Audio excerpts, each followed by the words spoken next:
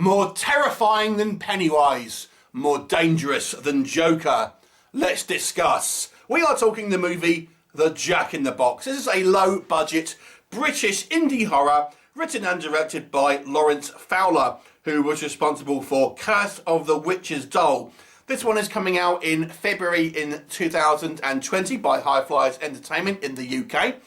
And as I mentioned, it's a low-budget British horror movie. This one stars Lucy Jane Quinlan and Ethan Taylor. So, what is the story? So the movie starts with a kind of a prologue at the beginning, showing this kind of like this Jack in the Box being unearthed, and this of course houses some type of demonic entity in the form of a kind of clown type creature. Now we've seen plenty of clown horror movies in recent years. Obviously the It movie has really kind of propelled this little subgenre into probably a few hundred kind of like low budget movies now.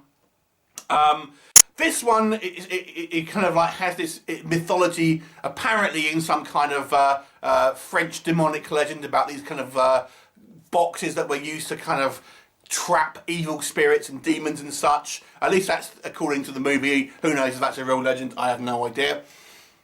Anyway, after a kind of a death at the beginning of the movie, this box ends up at a museum where we are introduced to our young protagonist, this guy who is, working at this museum. He has his own tragic backstory. He starts to become suspicious of this box. Maybe something a little bit paranormal is going on after a number of missing people start to rack up. And obviously we have our kind of confrontation towards the end of the movie. I have to say I was reminded a little bit of Hellraiser with this film, so I guess you want to kind of say it's kind of Hellraiser meets Pennywise to a certain degree. We actually, obviously, you have a kind of a demonic box housing this kind of like creature that kind of comes out and wants to kind of feast on humans and things. But what works first of all with this movie, big one for me, is going to be the actual creature itself. I feel the design here is pretty damn excellent, I must say. The creature design looks, it's a man in a suit. But I've got to say, this suit looks pretty damn awesome. They've got a kind of like a tall, lanky guy to play Jack, the kind of clown creature. And the makeup looks excellent. It's particularly scary. It's got some kind of like some animation in its kind of face. It's kind of moving around. And the actor who plays this kind of creature itself, I think does a good job of kind of making him seem kind of unnatural in the way he's kind of moving around. One critique I often have of low-budget indie films when we have a supernatural creature is a lot of the time they'll just walk around like a regular guy. This time it's at least an attempt here to make him move in a kind of unnatural way, which I think does wonders really.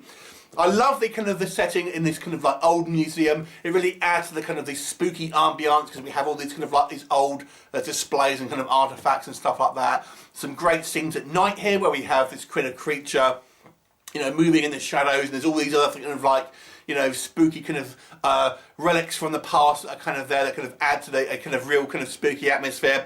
I've got to say, I think the acting was pretty good for the whole movie. I don't think anyone did a bad job here. Everyone does, a good level of acting for a kind of a DVD style movie. I think everyone is believable in their kind of characters. They play them well, and I was kind of bought into their kind of their characters and their character arcs, which is a good thing. It's definitely a kind of a British film, despite our main character actually being an American character.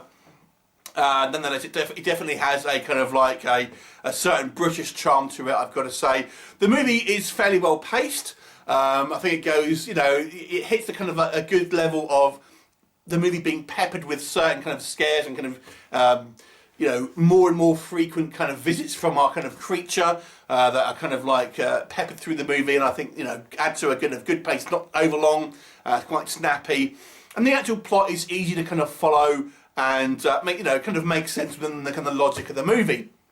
So maybe what doesn't work here. So I've got to say, although this movie is very easy to follow, it's pretty much a generic plot. I mean, not a lot of kind of thought has gone into making this plot anything other than the kind of very simple to follow A to B plot. A showcase for kind of special effects and the idea of the kind of the Jack in the Box itself. The story doesn't really take a kind of a much of a detour outside of that. Now, you may be reminded of a movie called Clown, simply called Clown, which is another kind of clown-based horror. That, for example, if you compare this, that had a kind of a unique twist on the actual story about the guy who couldn't get the kind of the clown makeup off. It's kind of a bit more of a unique story. This one is more of a formulaic by the numbers kind of monster movie. There are some plot holes here that kind of bothered me. I can't go into too many because there are spoilers here, but I'll try and be as vague as I can. One thing that bothers me in some films, and it's unfortunately true of this one, where the creature kills a variety of people through the movie, and we see, you know, blood splurting out everywhere. Of course, the next day there's no blood to be seen, and I always think, what's this killer doing? Is it getting its marigold gloves on, getting the bleach out and cleaning down the surfaces?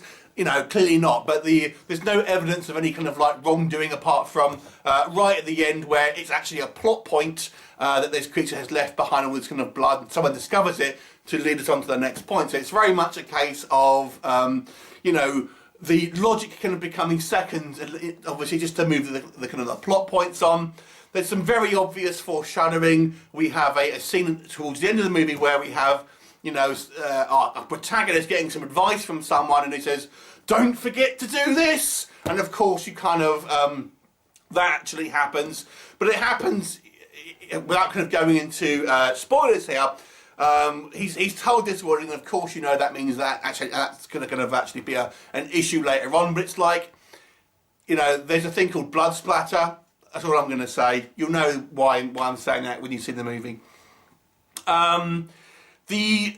Although I think the effects on the creature are good, I feel the problem maybe that makes this less scary is the lighting on the movie doesn't do it any favours. I feel certainly the last act of the movie, our creature is a little bit too well lit. And it kind of just then looks like a guy in a suit. Although I kind of quite like the design here, I feel there needed to be a little bit more work with the cinematography to kind of really amp up the kind of the scariness, the kind of the spooky factor here. Because I feel that although there were a couple of scenes that were like that, this movie did lack that element of kind of spookiness and fear that I felt this movie was primed to do, because the setup is there for it. If you've ever seen a movie called The Hell House LLC, that is a kind of a found footage movie, and that involves a clown. But although that movie, that series of films, does have its down points, there is some great scenes involving like a clown character that really are tension filled, and this movie kind of lacks that sort of element. So it's kind of well done in a kind of a workman-like story, but there's not a massive amount of kind of scare factor and tension. And I've got to put a lot of that down to, like I said, the cinematography, the way it was shot. I feel it was less thought was put into it than I would have maybe liked. But this movie is certainly a cut above a lot of these kind of straight to kind of video, straight to VOD clown horror movies. I do feel that, you know, it's a solid, although uninspired plot. The creature is, you know, impressive and very kind of terrifying looking, and there are some great imagery here. I mean, there's some really kind of like one of my favourite kind of scenes, and this happens a couple of times in the movie, is where this kind of creature pulls its victims into this box, which is probably about less than a metre cubed. It's not a huge box, but it's pulling our victims into this box. You're going to see the kind of like the hands being dragged into the box, and thinking, where's it going? Is it kind of disappearing into a void? It's kind of like a great visual, because you're thinking, where are all these kind of bodies disappearing to? There seems to be some type of, you know, another dimension or something like that. And it's just like, it's never really answered, which I think was the right choice.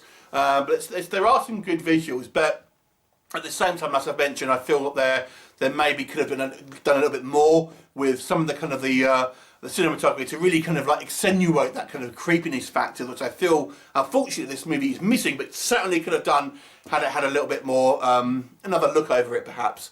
But as it stands, it's a watchable film. I think it's well made to a large degree, and with solid performances, a scary monster, and a quite easy to follow plot. So I'll give it a 6 out of 10. Have you seen it? What did you think of it? Leave me a comment, and I'll look forward to seeing you next time. Bye for now.